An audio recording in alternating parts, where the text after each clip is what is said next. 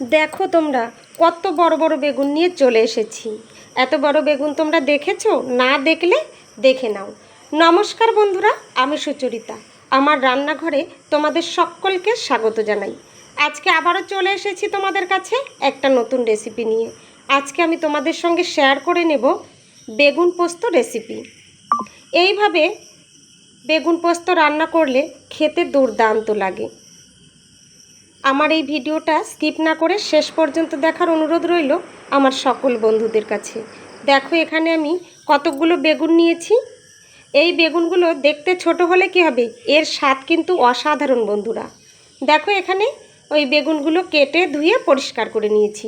বেগুনের মাঝে আমি একটু কেটে নিয়েছি, এতে বেগুনের মধ্যে ভালোভাবে মশলা প্রবেশ করবে। এখানে দেখো 2 চামচের মতো পোস্ত বেটে নিয়েছি। চলে এসেছি গ্যাস ওভেনের কাছে। গ্যাস ওভেন অন করে একটা কড়াই গরম করে এর মধ্যেই পরিমাণ মতো সর্ষের তেল অ্যাড করে দিয়েছি। তেলটা একটু নেড়ে চেড়ে নেব। দেখো এখানে এই সর্ষের তেল একটু নেড়ে চেড়ে কড়াইয়ের গায়ে লাগিয়ে নিলাম। তেলটা গরম হয়ে গেছে, এর মধ্যে ওই বেগুনগুলো ভাজার জন্য ছেড়ে দিলাম। বেগুন দিয়ে একটু নেড়ে চেড়ে নেব। দেখো এখানে একটু নেড়ে চেড়ে নিলাম। এই বেগুনের মধ্যে একটু লবণ অ্যাড করে দিলাম আর একটু হলুদ গুঁড়ো অ্যাড করে দিলাম। এবার কিছুক্ষণ নেড়ে চেড়ে নেব। বেগুনগুলো লবণ আর হলুদের সঙ্গে ভালোভাবে মিশিয়ে নেব।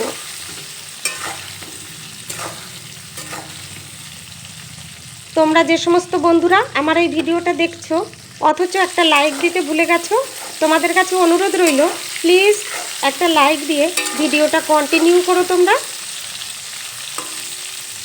দেখো এখানে গ্যাসের ফ্লেম মিডিয়ামে রেখে বেগুনগুলো আমি ভেজে নেব।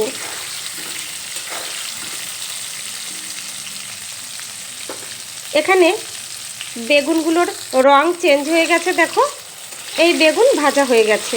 এবার এগুলো নামিয়ে নেব। আমার এই রেসিপিটা যদি তোমাদের ভালো লাগে বন্ধুরা, তাহলে একটা লাইক দিয়ে ভিডিওটা শেষ পর্যন্ত দেখো তোমরা।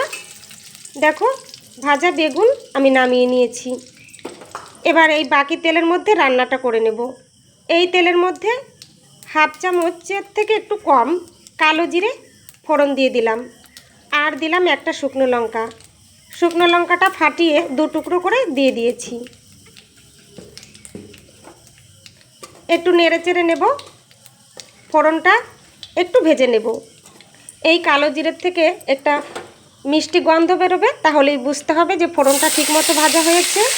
এবার এর মধ্যে একটা মিডিয়াম সাইজের টমেটো কুচি অ্যাড করে দিলাম। টমেটো দিয়ে আবার একটু নেড়ে চেড়ে নেব। এবার এর মধ্যে ওই বেটে রাখা পোস্ত অ্যাড করে দেব। 2 চামচের মতো পোস্ত বাটা আমি এখানে অ্যাড করে দিলাম। ওই পোস্ত বাটা বাটিটা ধুয়ে একটু জল অ্যাড করে দিলাম। এবার নেড়ে চেড়ে নেব। বাটা মশলা সব কিছুর সঙ্গে ভালোভাবে মিশিয়ে নেব। আমার এই রেসিপিটা কেমন লাগলো সেটা কমেন্ট বক্সে কমেন্ট করে জানিও তোমরা। রেসিপিটা যদি খুব ভালো লাগে তাহলে বন্ধুদের সঙ্গে অবশ্যই একটু শেয়ার করে দিও। দেখো এখানে আমি পরিমাণ মতো হলুদ গুঁড়ো অ্যাড করে দিয়েছি। হলুদ গুঁড়ো দিয়ে একটু নেড়ে চেড়ে নেব। এবার এর মধ্যে স্বাদ মতো লবণ অ্যাড করে দিলাম। লবণ দিয়ে আবারও একটু নেড়ে চেড়ে নেব। লবণ ভালোভাবে মশলার সঙ্গে মিশিয়ে নেব। গ্যাসের ফ্লেম মিডিয়ামে রেখে আমি এখানে মশলাটা খুব ভালোভাবে কষিয়ে নেব। এই সময় একটু চিনি অ্যাড করে দিয়েছি। চিনিটা অপশনাল, তোমাদের যদি পছন্দ না হয় তাহলে দেওয়ার দরকার নেই। চিনি দিয়ে আবারও একটু নেড়ে চেড়ে নিলাম।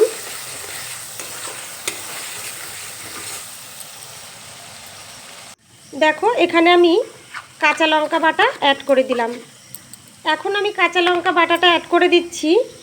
কেন বলো তো? কারণ আমি প্রথমেই এই কাঁচা লঙ্কা বাটা দিতে ভুলে গিয়েছিলাম, তাই এখন অ্যাড করে দিলাম। দেখো কাঁচা লঙ্কা বাটা দিয়ে একটু নেড়ে চেড়ে নেব। গ্যাসের ফ্লেম মিডিয়ামে রেখে মশলাটা আমি খুব ভালোভাবে কষিয়ে নেব।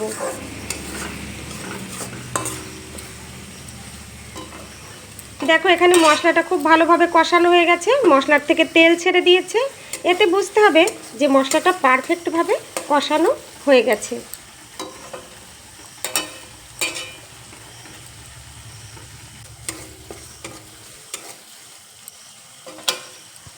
এবার এর মধ্যে গরম জল অ্যাড করে দেব। দেখো এখানে আমি পরিমাণ মতো গরম জল অ্যাড করে দিয়েছি। আমি এখানে রান্নাটা একটু শুকনো শুকনো করব, তাই জলের পরিমাণটা কম দিলাম। ঝোলটা ফুটিয়ে নিয়েছি 2-3 মিনিটের মতো। গ্যাসের ফ্লেম বাড়িয়ে দিয়ে এবার ভেজে রাখা বেগুন অ্যাড করে দিলাম। বেগুন দিয়ে একটু নেড়েচেড়ে নেব। বেগুনগুলো ঝোলের সঙ্গে ভালোভাবে মিশিয়ে নেব। এবার গ্যাসের ফ্লেম মিডিয়ামে করে দেব। গ্যাসের ফ্লেম মিডিয়ামে করে দিয়ে ঢাকনা দিয়ে ঢেকে দিয়েছি। 5-6 মিনিট পর ঢাকনা তুলে নিলাম। বেগুন সেদ্ধ হতে বেশি সময় লাগে না। দেখো রান্নাটা এখানে আমার রেডি হয়ে গেছে। তোমরা দেখেই বুঝতে পারছো বেগুনও সেদ্ধ হয়ে গেছে। আর 1-2 মিনিটের মতো রান্না করে আমি নামিয়ে নেব। তোমরা যে সমস্ত নতুন বন্ধুরা আমার এই ভিডিওটা দেখছো অথচ আমার চ্যানেলটা সাবস্ক্রাইব করোনি, তোমাদের কাছে অনুরোধ রইল আমার এই রেসিপিটা যদি তোমাদের ভালো লাগে তাহলে আমার চ্যানেলটা সাবস্ক্রাইব করে পাশে থাকা বেল বাটনটা প্রেস করে রেখো। এতে করে আমার রান্না করা রেসিপিগুলোর নোটিফিকেশন সবার আগে তোমাদের কাছে পৌঁছে যাবে। তোমরা তোমাদের সময় সুযোগ মতো দেখে নিতে পারবে। রান্না আমার একদম রেডি হয়ে গেছে। এটা আমি একটা সার্ভিং প্লেটে নামিয়ে নিয়েছি। দেখতে কতটা লোভনীয় হয়েছে দেখো, খেতেও কিন্তু দুর্দান্ত হয়েছিল। এটা শুধু ভাত নয়, রুটির সঙ্গেও বেশ লাগে। অনেক ধন্যবাদ বন্ধুরা আমার এই ভিডিওটা শেষ পর্যন্ত দেখার জন্য, আমার পাশে থাকার জন্য। আজকের মতো এখানেই শেষ করছি। আবার চলে আসব তোমাদের কাছে অন্য আরেকটা নতুন রেসিপি নিয়ে। ততক্ষণের জন্য তোমরা সবাই ভালো থেকো, সুস্থ থেকো।